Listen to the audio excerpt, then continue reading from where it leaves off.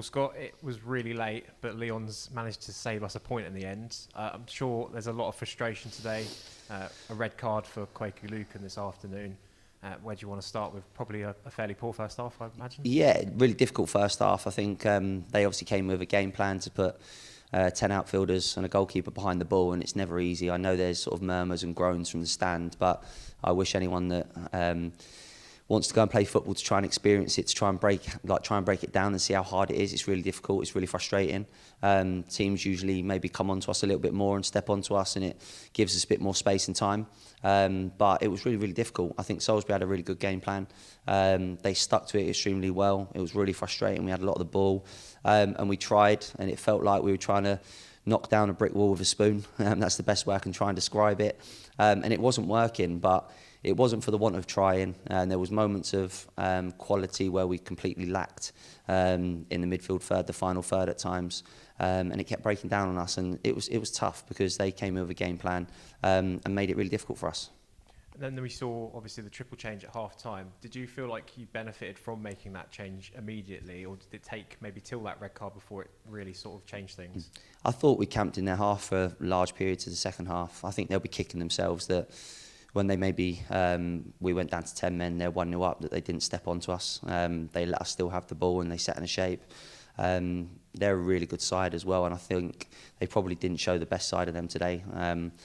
They were quite defensive, and I understand why, because our home record has been so good.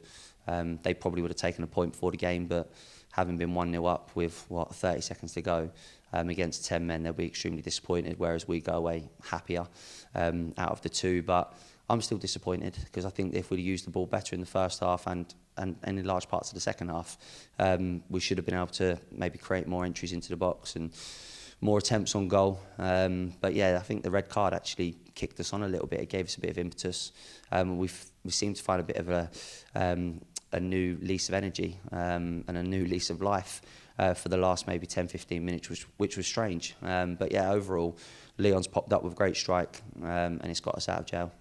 And I've mentioned it a few times already. We'll talk about it now, the red cards.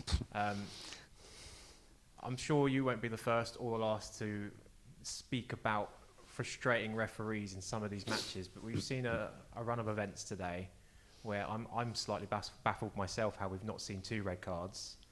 What were your thoughts on Kwaku's red and also the challenge on Henry Ochieng? Yeah, I wanted to come in here and watch it before I did this interview. The tackle is absolutely horrendous. It's as simple as that. It's a red card.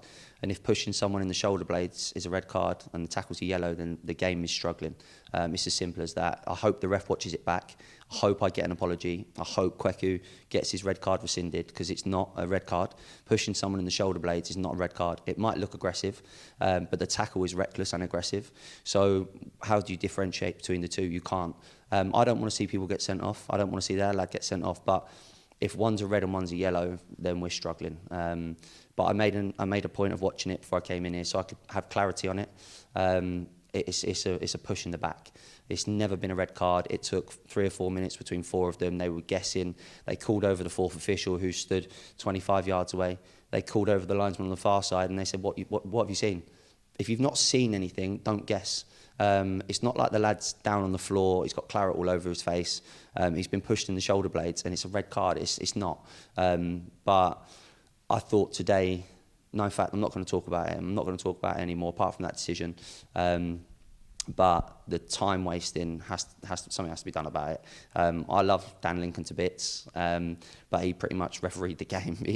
He was taking his time on absolutely everything. We asked so many times for the ref to speed the game up, didn't speak to us. Yeah, it's just one of them frustrating ones. We played a game the other day against a team in our league, and there was 59 minutes of dead ball time. And you could probably guess which game that was. You shouldn't be paying £17 to come and watch us and the ball be out of play or dead ball time for 60 minutes. That's not what people pay their money for. You've got to speed the game up. We would do it away from home, but you don't often get away with it for large spells. You do get told to hurry up and speed things up, but today there was no attempt to do that until injury time. Yeah, I don't know. It's one of those days, but It's overall we go away, I guess, a little bit happier out of the two. They're a really good side. I've got a lot of time for Dutz and the job that he's done down there. He's a good friend, so I think he'll be kicking himself more so than what we are. But it's still disappointing that we've come away with a point. Just quickly before I begin to speak about obviously next Saturday when we go away to Hampton and Richmond, I think another comment on Leon's performance again today. I think out of everyone, he's probably the shining light. Obviously, he scored the goal as well. How were you happy? Are you happy with his progression throughout the season so far? Yeah. I actually spoke to him at half-time and said, you need to get involved in the game. I thought first half he was really quiet, and he's a big player for us. And then second half, I thought he got into the game a lot more, started showing Leon Paralon Chambers of what we know. Leon's a super talent. He's a great lad. He's earned the respect of the boys as well. I know that they think highly of him.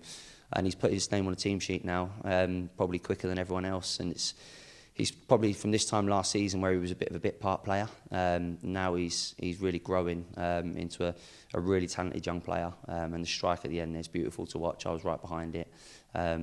So yeah, he's dug us out of trouble, but he's coming of age very quickly, and we're definitely lucky to have him. And yeah, your thoughts now moving ahead to next Saturday away at Hampton and Richmond. Dan Bayliss back from suspension will be a positive, I'm sure. What are your thoughts already moving towards that game? Decisions to make, if I'm honest. You probably go away from today and think there was a lot of disappointing performances, but it is really tough. And I hope people watch this interview and understand how difficult it is. People talk about Mourinho parking the bus, all right, and he was like an expert at it. It is really tough to play against. And I completely respect teams doing it when they come here, like I said, because we have had some really good results and some good form here. And they probably still had the better chances. There was 2 or 3 moments where we made errors, where they've gone through one-on-one and didn't take them. But looking forward to next week, we probably need to look at things. There's probably shirts up for grabs, if I'm honest. It's a huge game. Hampton are a great side. They're doing extremely well under Jules. They're really good footballing side, so we'll need to pick a team there that can go there and run, be competitive, show quality at the right moments. It's going to be a really tough game. So hopefully big week ahead leading into the Christmas period. And just before we finish, just want to wish all our fans a Merry Christmas for their support so far this season, whether it's been at home, away, the support we've had from overseas. I know we've got some fans that are scattered all over the world that message from time to time. So we really do appreciate their support, and hopefully they appreciate what we're giving them. Cool. Thank you for your thoughts this afternoon, Scott, and we will see you next Saturday for that game at Hampton and Richmond. Cheers, Con. Thanks.